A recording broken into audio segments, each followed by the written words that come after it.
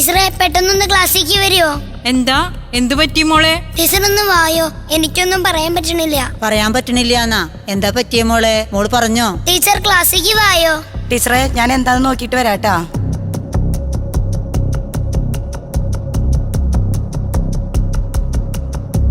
മോളെ എന്ത് പറ്റി? മോളെ എണീക്കേ.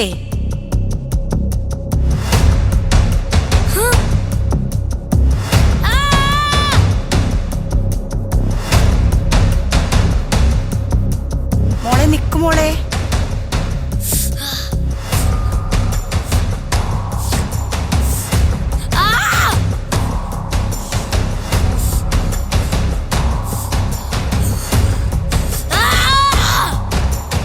വായോ, ടീച്ചറുടെ അടുത്തേക്കൊന്ന് വന്നേ.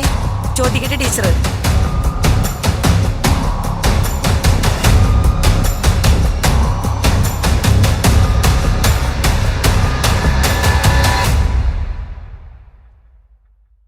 ഈ കുട്ടി ഇപ്പോൾ ഡിജിറ്റൽ അഡിക്ഷൻ എന്ന അവസ്ഥയിലാണ്.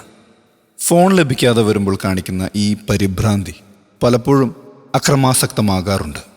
മസ്തിഷ്കത്തിലെ ഡോപ്പമിൻ എന്ന ഹോർമോണിൻ്റെ അളവിലുണ്ടാകുന്ന വ്യതിയാനം കാരണമാണ് നമ്മുടെ കുട്ടികളുടെ സ്വഭാവത്തിൽ ദേഷ്യം, വാശി, വിഷാദം എന്നിവ വർദ്ധിക്കുന്നത്.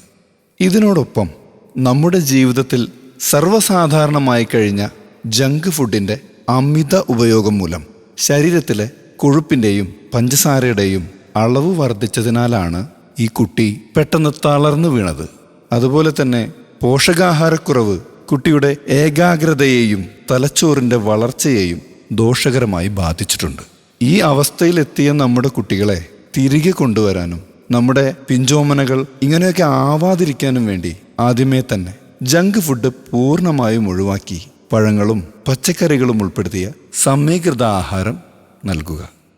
ദിവസത്തിൽ 1 മണിക്കൂറെങ്കിലും നമ്മുടെ കുട്ടികളെ പുറത്ത് കളിക്കാനായിട്ട് അനുവദിക്കുക. അതോടൊപ്പം ചെറിയ ശാരീരിക വ്യായാമങ്ങളും അവരെ പരിശീലിപ്പിക്കുക. ഇത് കുട്ടികളിൽ സന്തോഷം നൽകുന്ന ഹോർമോണുകൾ ഉൽപ്പാദിപ്പിക്കാൻ സഹായകമാകും.